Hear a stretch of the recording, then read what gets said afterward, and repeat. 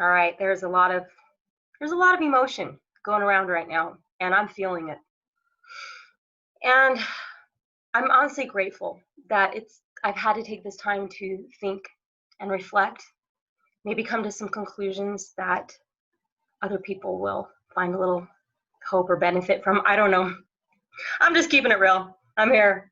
I was, this isn't a professional video on any level. There's just so much though that I want to get off my chest. So I'm going to talk about it. And as I see all these people going around protesting and saying I can't breathe, I think about my friend who said, I know what that feels like. Because she represents a group of people who society still believes it's okay to discriminate against. They have no rights, no civil rights. Like, we're so embarrassed by them or so humiliated or like afraid of them that we just don't even care. And those are people who are diagnosed with psychiatric illness. And she and I both really represent people who are oppressed by a system, by those in authority who have power over our lives, over life and death, literally, and have almost no oversight. And I'm talking about the medical profession, and I'm talking about psychiatry. We lock people up, and they have fewer rights than someone who's a prisoner. You don't get a phone call. You don't get a lawyer. You don't have any rights because you're considered a threat to yourself or others, even though you've committed no crime. And when my friend said that she could relate, it's because she remembers, like so many other people, when she was not doing well, not feeling well, when she was scared and frightened, people beating her down to the ground, this little woman, and they sit on you and they restrain you, and you're saying, I can't breathe, and nobody cares because you're that class of people. And when people are injured by medicine, I mean, that's the third leading cause of death in the US, the third leading cause of death. And that's with the stats that we have. That's with doctors whose oversight committees and things like that are run by other doctors, right? I mean, you go in, you're like my dad who went in for a knee surgery and comes out with his knee even more injured.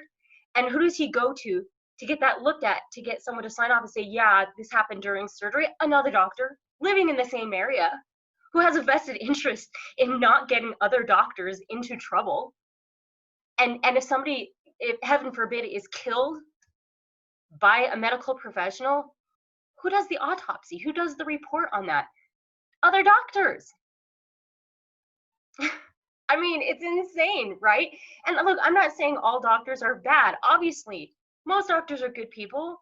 And just like police, they go into this because they want to help other people. That is their intention. But unfortunately, it's a system that it is just so influenced and designed really by the pharmaceutical industry, which I make no bones about it, is an evil industry. And you have so much lobbying that takes place that we have so many laws in place. You can't sue. You can't do anything about.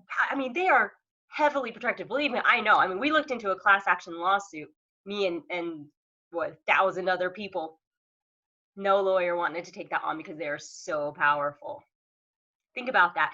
And now they're passing more and more laws where you can't sue your doctor too, or whatever, because it's all intertwined, right? It's all part of this same system. And the irony of it is most people don't even realize they're being oppressed. I mean, they just keep going back, and then we make movies about these people and TV shows about these people, and it's like, oh, and we put them up on this pedestal, and they're killing people. And if they're not killing people, then they are torturing them. And I'm not exaggerating when I say torture. I mean, the people that I help, that I see every single day, there are worse things than death. Worse things, absolutely. And I mean, and when they do die, it's often because they take their own lives. Not because of some underlying psychiatric illness that they had, but because the torture is so extreme, they cannot take another day, and they take their own lives. But at the same time, what gives me hope is that these people heal every day, and they don't heal because of the medical profession. They heal because they take their own power back, and they heal in spite of that system. And what that tells me, what that shows me, is if we really want change, we can't keep trying to create change through the very systems that are creating the problems in the first place. And I'm just going to be upfront with you, okay? Coming from a Christian mom's perspective here, if we are concerned about people's lives being taken by law enforcement, then the solutions might be so radically different from what we have tried in the past. And look, I'm not saying there's not a place for those people who march and those people who petition and those people who campaign to change law. I mean, thank goodness for those people. I don't know where I'd be without those people. But sometimes when a system is so powerful, so mired in evil, sometimes you just can't work within that system. How do you take your power back? I mean, first of all, how many kids end up on the streets or end up in interactions with law enforcement because, let's be honest, they are doing something illegal. Not that they deserve to die or deserve to be abused, but why do they end up in that situation? Well, how many kids are growing up in homes without families, without fathers, without support? Those are the kids most likely to end up in those situations. And if we want cops to not kneel on the necks of people until they suffocate and die, then we need cops who are moral people. We need people in positions of power and authority who have morality, because guess what? Moral people don't kill people. You know, they don't abuse people like that to the point where they die.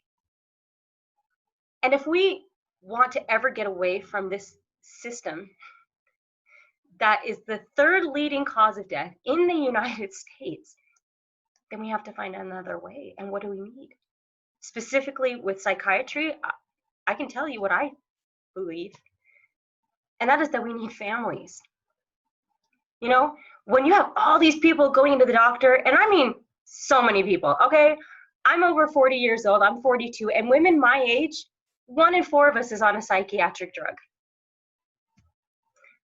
So it's not just somewhere else. It's right in your own homes. It's happening everywhere, folks. It's somebody you know. But why is this happening?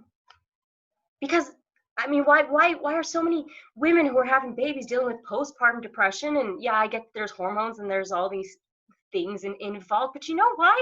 It's because they don't have their mother-in-laws, and they don't have their mothers and their aunts and their cousins and their sisters. They're helping them, nurturing through this time where they have a little newborn that all their bodies and their minds are telling them to do is just sit there and nurse and nurture this newborn little baby. And they need to be protected, and they need to be people to take care of them, but they don't have that. You know, when the economy just goes completely bust because there's a pandemic going on and people are feeling unsafe and they're feeling anxious, people need communities, right? They need to know that there are people who have their back. They need to know that they're safe. We need kids who, when they come home from school, they have somebody there to talk to about their problems, somebody that they feel safe with, you know, so that they don't feel alone. We can't keep turning to medicine and doctors and putting these people up on pedestals who don't have the power really to save us. These people who heal from these horrible, torturous, iatrogenic illnesses, they don't heal because of doctors. They heal because they take the power back themselves. When people get better, when people are freed from whatever kind of oppression they're dealing with, it's because they take their power back instead of giving it away to these authority figures and these systems which are perpetuating the oppression in the first place. And look, I am not advocating for violence. I mean, I really had to think about this, honestly, because how would I feel if the media had my back the way I mean, you know, there's nothing super exciting about this. It's not sex, and it's not addiction, and it's not race, right? It doesn't get people elected. So unfortunately, you know, the media, uh, they're not gonna talk about this that much. They're not gonna make as big a deal of it, even though far more people die from this every year.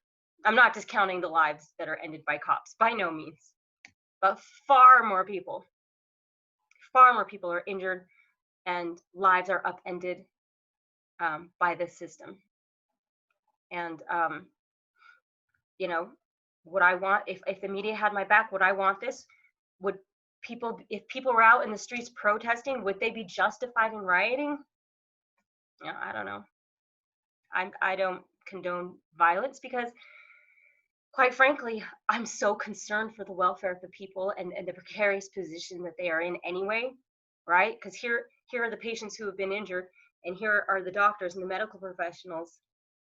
Their position is already tenuous. I wouldn't want people to do anything that could potentially make that worse and harm these people anymore.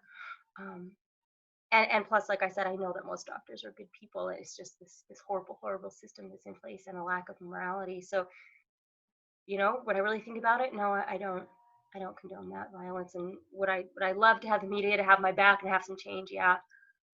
But at the end of the day, I know that people can overcome this. All right, my internet keeps going out, so I think it's telling me that it's time to wrap things up.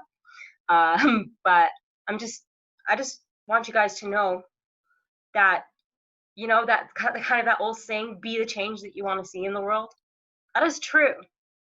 The more that we take our power back, the more that we become and the influence that we want to be in our homes and in our societies, right, in our communities, the more that these things will change, the more that people won't seek out these options that end up getting them killed, injured, maimed, because they'll have good people that they can rely on.